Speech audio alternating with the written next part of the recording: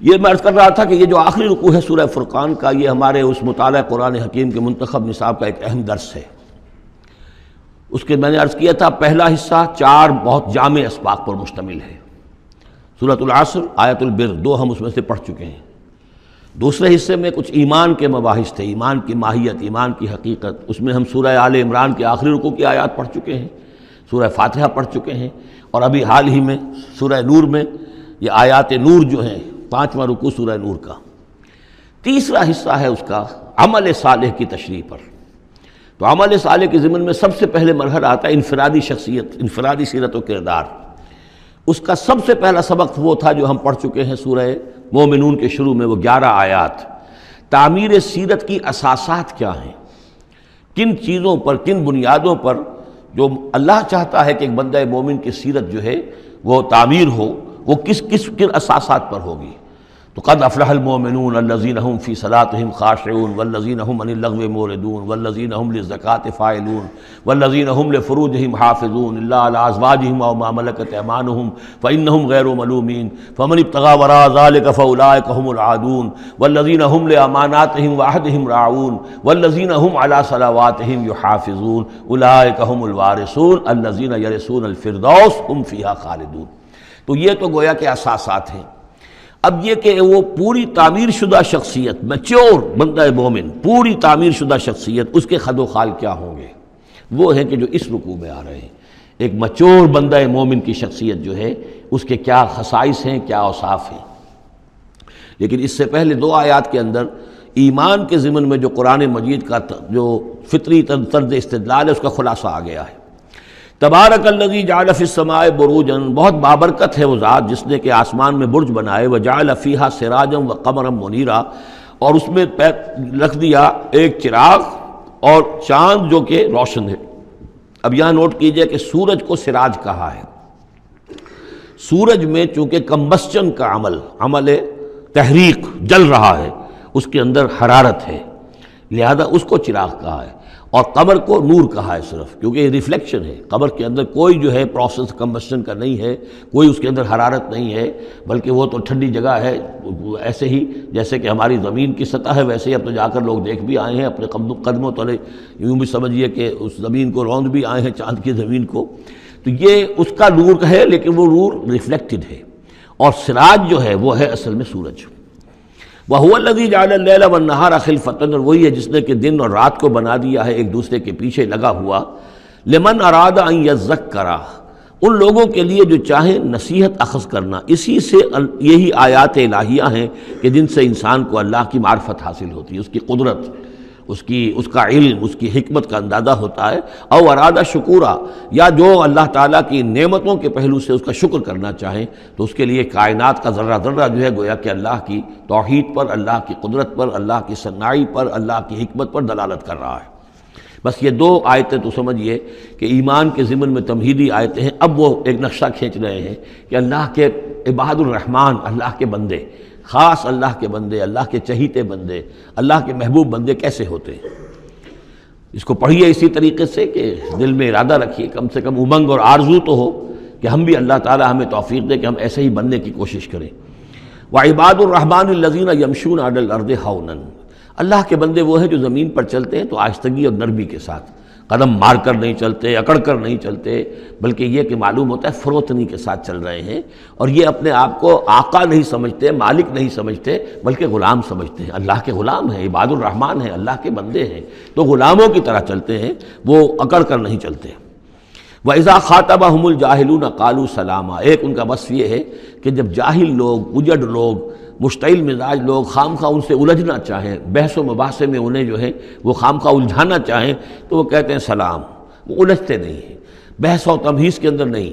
جب وہ دیکھتے ہیں کہ ایک شخص بحث پر اتر آیا ہے، وہ اب بات سمجھنا نہیں چاہتا، اس کے اوپر ضد جو ہے وہ مسلط ہو چکی ہے، تو اب خام خواہ اس کے ساتھ وہ الجھے رہنا، جس کو ہم کہتے ہیں ہمارے ہاں وہ پنجاب میں یہ سینگ پھنسا کر آدمی جو ہے وہ اپنا وقت ضائع کرے، اس کا بھی وقت ضائع کرے، کوئی فائدہ نہیں۔ میچور آدمی یہ کہ دیکھے اگر تو واقعی یہ بات سمجھنا چاہ رہا ہے تو سمجھائے، نہیں سمجھنا چاہتا، اس کی اصل میں نیت ہی نہیں ہے، تو پھر خام خواہ اس کے ساتھ الجھنے کا فائدہ نہیں۔ والذین یبیتون لربہم سجدا وقیاما، اور وہ لوگ کہ جو راتیں بسر کرتے ہیں اپنے رب کے لیے سجدے اور قیام میں۔ یہاں وہ بات بہت واضح ہو گئی جہاں تک 5 فرض نمازیں ہیں وہ تو فرض ہیں، وہ تو تعمیر سیرت کی بنیادیں ہیں، ان کی تو مداومت کرنی ہے، والذین یحافظون والذین هم علی صلواتہم یحافظون۔ لیکن یہ لوگ جو ہیں جن کے دل آشنا ہو گئے ہوں اللہ سے،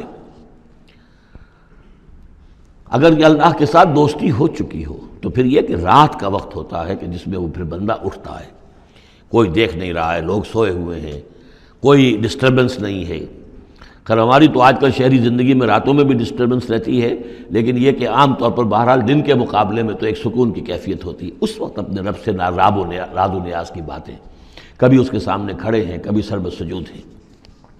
والذین یبیتون لربہم سجدا وقیاما، والذین یقولون، اور وہ کہتے رہتے ہیں سب کے باوجود، ربنا اصرف عنا عذاب جہنم، اے رب ہمارے عذاب جہنم کو ہم سے پھیر دے، دور کر دے۔ یہ سورہ نور میں بھی ہم نے پڑھا تھا کہ وہ ساری شخصیت جو ہے بیان کرنے کے بعد وہ اس کے بعد بھی لرزاں و ترساں رہتے ہیں۔ یوما تتقلب فیہ القلوب والابصار، ڈرتے رہتے ہیں اس دن کے خیال سے کہ جس میں نگاہیں اور دل الٹ دیے جائیں گے قیامت کے دن سے۔ ان عذابہا کان غراما، یقیناً اس کا عذاب جو ہے وہ چمٹ جانے والی شے ہے۔ انہا ساعت مستقر و مقامہ، پروردگار وہ جگہ جہنم جو ہے یقیناً بہت بری جگہ ہے، مستقل قیام کے لیے بھی اور تھوڑی دیر کے لیے بھی۔ جو میں نے عرض کیا تھا کہ دنیا میں بری سے بری جگہ بھی جو ہے اس میں بھی آپ تھوڑی دیر کے لیے جائیں گے تو ریکریشن ہو جائے گی چینج کی وجہ سے، اور اچھی سے اچھی جگہ جو ہے اس میں بھی مستقل رہنا پڑے تو پھر اس کے اندر کوئی حسن اور کوئی جو ہے دلچسپی باقی نہیں رہے گی۔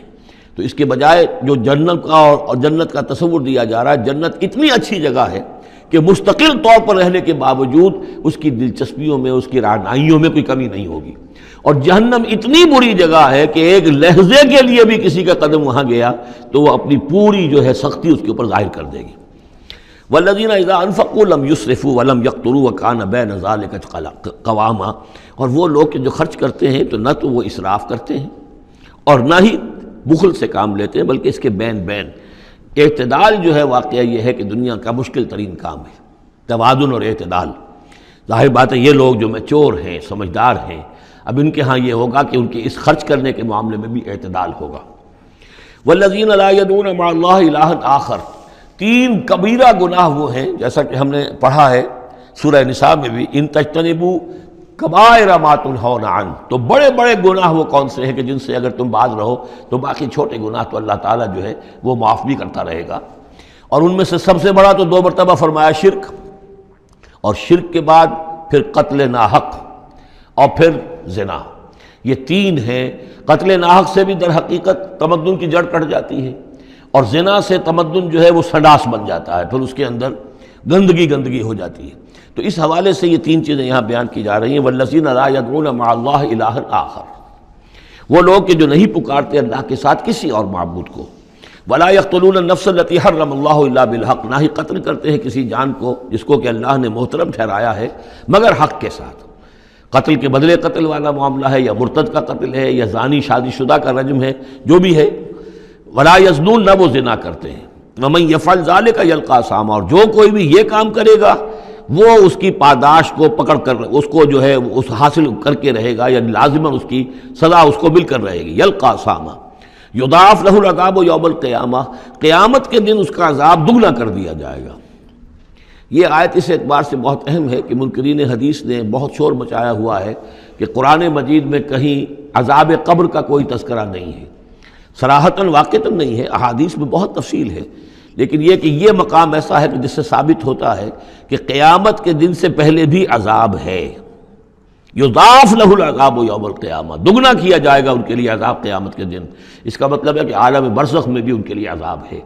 اور جو فرمایا گیا ہے کہ یہ جو قبر کا گڑھا ہے، یا یہ جہنم کے گڑھوں میں سے ایک گڑھا ہے، اور یا جنت کے باغیچوں میں سے ایک باغیچہ ہے، اور یا تو وہاں ایک کھڑکی کھول دی جاتی ہے جنت کی جہاں سے ٹھنڈی ہوائیں اور خوشبوئیں آتی رہتی ہیں، اور یا یہ کہ کھڑکی کھول دی جاتی ہے جہنم کی طرف کہ جس سے آگ کی لپٹ اور گرمی جو ہے اور لو جو ہے وہ آتی رہتی ہے۔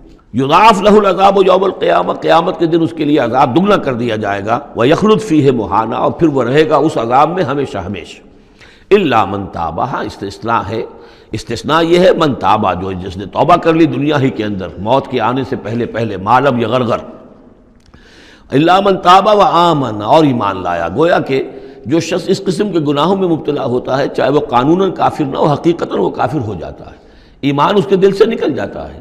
لہذا توبہ گویا کہ اثر نو ایمان لانے کے مترادف ہے. الا من تاب و آمن وعمل عملا صالحا، اور وہ پھر عمل کرے نیک، فاولئک یبدل اللہ سیئاتہم حسنات، تو ایسے لوگوں کی برائیوں کو اللہ تعالیٰ نیکیوں سے بدل دیتا ہے.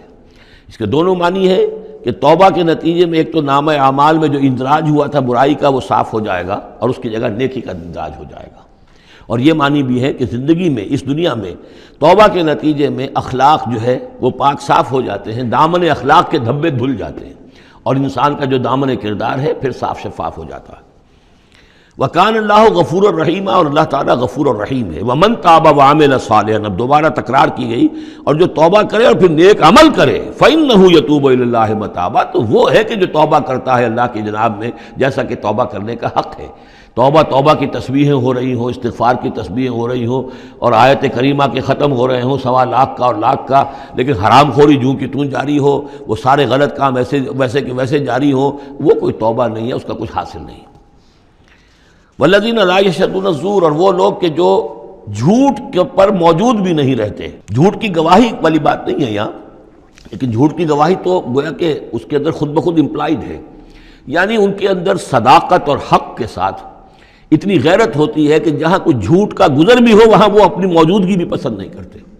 جھوٹ کا دھندا ہو رہا ہو، جھوٹ کا کاروبار ہو رہا ہو، جھوٹ بولا جا رہا ہو، یہ وہاں پر ان کی غیرت اور حمیت جو ہے صداقت کے ساتھ اور سچ کے ساتھ وہ اتنی ہے کہ وہ وہاں موجودگی بھی اپنی برداشت نہیں کرتے. وَإِذَا مَرُّوا بِاللَّغْوِ مَرُّوا كِرَامًا، اسی طریقے سے جب وہ کسی لغو کام کے پاس سے گزرتے ہیں تو اپنے دامن کو بچا کر گزر جاتے ہیں. دیکھیے وہاں بھی تھا سورہ مومنین کو شروع کی آیات میں وَالَّذِينَ هُمْ عَنِ اللَّغْوِ مُعْرِضُونَ، کہ جو لغو سے اعراض کرتے ہیں. اور یہاں یہ کہ اس کے پاس سے اگر گزر ہو بھی جائے اتفاقاً، خود تو قصد کرنا جو ہے بہت دور کی بات ہے، اس کا کوئی امکان ہی نہیں. اتفاقاً آپ راستہ چل رہے ہیں اور دیکھ رہے ہیں کوئی مداری کا تماشا ہو رہا ہے، آپ کا کوئی ارادہ نہیں تھا، لیکن وہاں رکیے بھی نہیں، وہاں سے جو ہے اپنے دامن کو بچاتے ہوئے نکل جائیے. والذین اذا ذکروا بآیات ربہم، اور وہ لوگ کہ جن کو جب ان کے رب کے آیات کے ذریعے سے نصیحت کی جاتی ہے، سمجھایا جاتا ہے، لم یخروا علیہا صما وعمیانا، تو نہیں گر پڑتے اس پر بہرے اور اندھے ہو کر.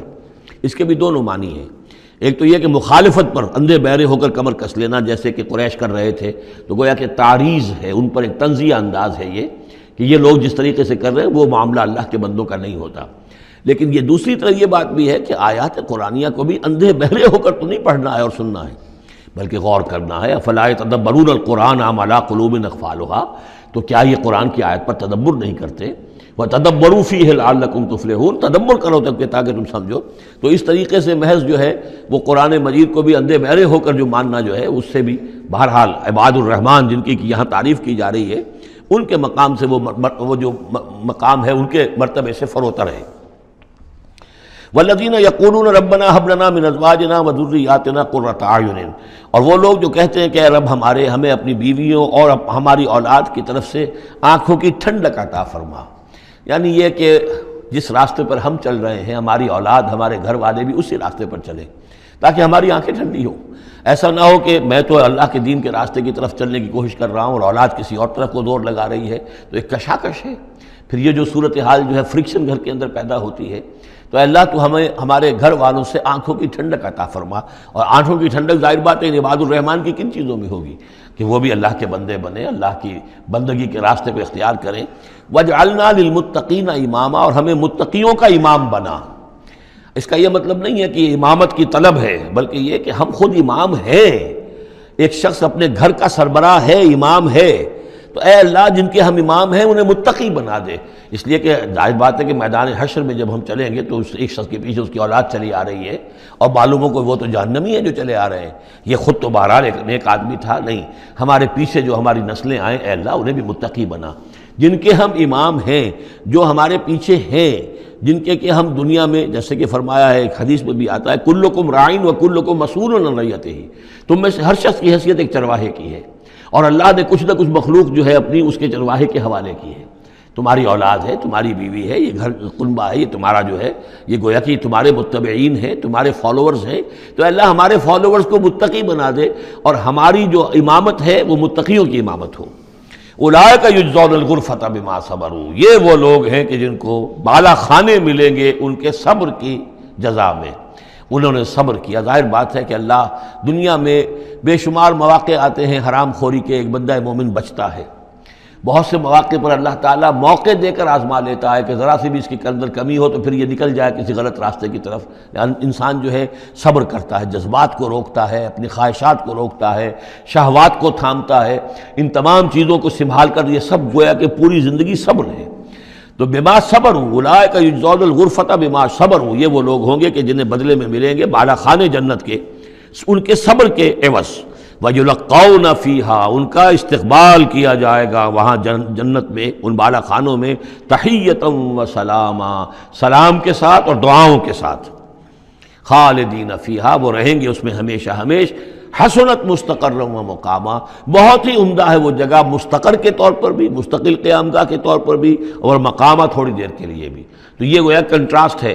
جہنم کو فرمایا ساعت مستقر و مقامہ، اور جنت حسنت مستقر و مقامہ۔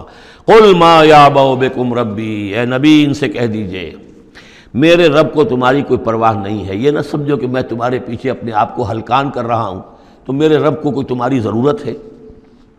میری یا میرے رب کی کوئی ضرورت اٹکی ہوئی ہے تمہارے بغیر، وہ بات پوری نہیں ہوگی؟ یہ چھپر تم ہی اٹھاؤ گے تو اٹھے گا، ورنہ اٹھ نہیں سکتا، یہ نہ سمجھو۔ قل ما یعبأ بکم ربی لولا دعاؤکم، اگر نہ ہوتا تمہیں پکارنا۔ اللہ نے یہ بات اپنے ذمے لی ہوئی ہے کہ تمہیں خبردار کر دیا جائے۔ اللہ تعالیٰ وما کنا معذبین حتی نبعث رسولا، ہم عذاب نہیں بھیجتے رہے جب تک کہ رسول کو نہ بھیج دیں، اس لیے مجھے بھیج دیا ہے، میں لگا ہوا ہوں اس کے حکم سے۔ میں تمہاری گلیوں میں بھی تمہیں سنا رہا ہوں، تمہارے گھروں میں جا کر تم سے بات کر رہا ہوں، اکیلے اکیلے بھی بات کر رہا ہوں، ڈنکے کی چوٹ بھی کر رہا ہوں، لیکن یہ نہ سمجھو کہ کوئی اس میں میری غرض ہے یا میرے رب کی کوئی ضرورت ہے۔ قل ما یعبأ بکم ربی، میرے رب کو تمہاری پرہکا کے برابر کوئی وقت تمہاری نہیں ہے ان کے نزدیک۔ لولا دعاؤکم، اگر نہ ہوتا تمہارا پکارنا۔ فقط کذبتم، تو دیکھو تم نے جھٹلا دیا ہے۔ فسوف یکون لزاما، اب عنقریب یہ تمہارے ساتھ چمٹ کر رہے گا، یعنی یہ کہ اس کا جو عذاب ہے، اس کی جو پاداش ہے وہ تمہیں مل کر رہے گی۔